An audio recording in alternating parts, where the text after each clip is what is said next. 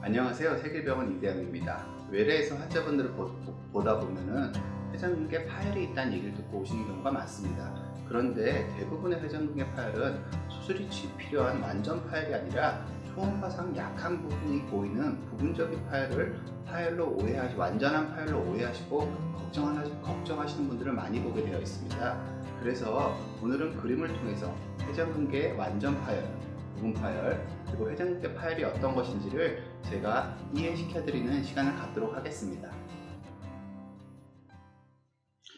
회전근개 그림을 통해서 파열에 대해서 이해해 보도록 하겠습니다. 기본적으로 회전근개는 힘줄 자체가 이어지는 현상을 가지고 있는 것, 이어지는 것들의 모임이고요. 실질적으로 회전근개 파열의 대부분의 수술은 극상근에서 이루어지고요. 부분 파열 자체가 치료의 대상이 되는 것 자체도 극상근밖에 없습니다. 따라서 극상근 기준으로 제가 설명을 드리도록 하겠습니다. 기본적으로 힘줄들은 이런 식으로 선 형태로 회전근개가 윗팔뼈에 붙어 있게 됩니다. 그런데 완전 파열, 일반적으로 얘기하는 파열은 한글 국어적인 의미의 파열은 완전 파열을 뜻하는 경우가 대부분입니다.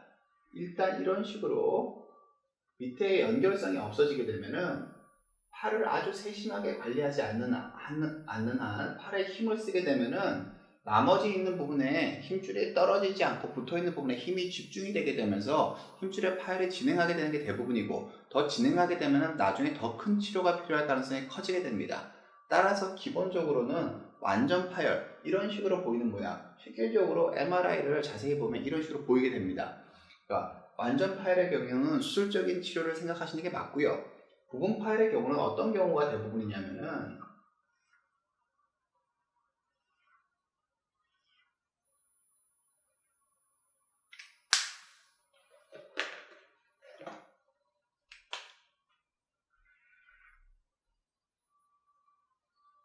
부분 파열의 경우는 안에가 연결성이 조금 없어지거나, 이런 식으로 연결성이 조금 안쪽 바깥쪽은 남아있는데 안에 연결성이 없어지거나, 또는 바깥쪽이 조금 파인 경우, 이런 것들도 다 부분 파열의 범주에 들어갈 수 있습니다. 하지만 이런 종류의 부분 파열은 전체적으로 힘을 전달하는 메커니즘이 유지가 되기 때문에 진행할 가능성이 적습니다. 따라서 이런 경우에는 기본적으로는 근력 재활이라든지 어깨의 자세를 바로 함으로써 어깨 자체의 회전근개 자체에 떨어지는 힘을 줄여주는 것을 우선적인 치료를 하는 것을 권해드리고 있습니다. 단지 부분 파열 중에서 치료가 필요한 경우가 없지는 않습니다. 어떤 경우에 부분 파열의 치료가 필요하냐면은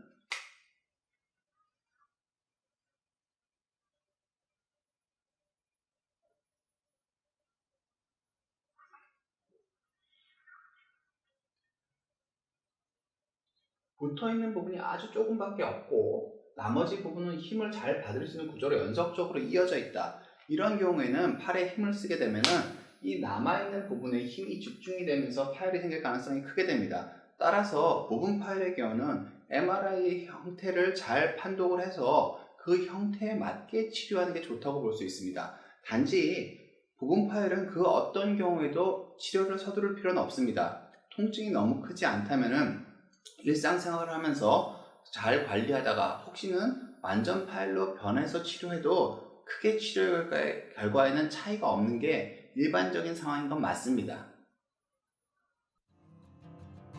회전근개 파열은 파열이란 설명을 들었다고 걱정하실 필요가 없습니다. 부분 파열은 대부분 주사치료와 운동재활로 완치가 가능하다고 생각하셔도 좋고요. 완전 파열의 경우는 수술적인 치료가 필요한 것이 맞습니다. 따라서 파열이 있다고 두려워하지 마시고요. 나의 회전근개 손상 정도가 어느 정도인지를 정확하게 판단을 하시고 치료 방침을 세우시는 게 맞다고 생각합니다.